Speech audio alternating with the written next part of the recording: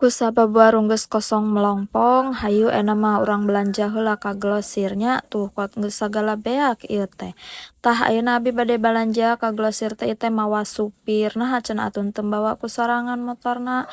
Soalna ieu teh bari sakalian nganterkeun budak dek latihan bola cenah tah. Ieu abi tos dugi ka Glosirna tuh nya.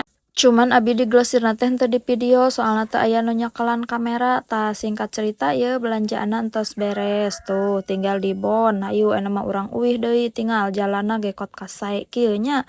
Di lembur abi mah aya wahangan saat di tengah jalan tuh. Ih resep bilih bade mancing di dieu mah aya tempat pamancingannya di tengah jalan sae balih dieu mah.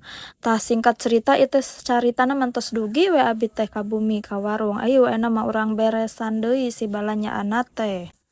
Tah ayeuna mah urang bereskeun we nya ieu si balanjaan teh ngarah aya katingal abi teh pulang balanjanya tuh dibereskeun hiji-hiji ieu teh geuning eta geus aya nu nagog dina dusnya nu nguan cenah. Jiga nu balanya hanyir we ieu teh padahal mah balanya sukro. Tah kusabab di video hiji-hiji mah lami urang sulap we ayeuna mah sangkan tereh beres ngarah teu lila teuing lalajonna bisi bosen. Tah urang diajar sulapnya ayeuna mah cering. Tuh langsung pan beres geus kieu mah. Tuh ieu geus dibereskeun kabehna kusabab ieu teh masih busrat-basret urutna urang sulap deui we sangkan bararesih. Cring.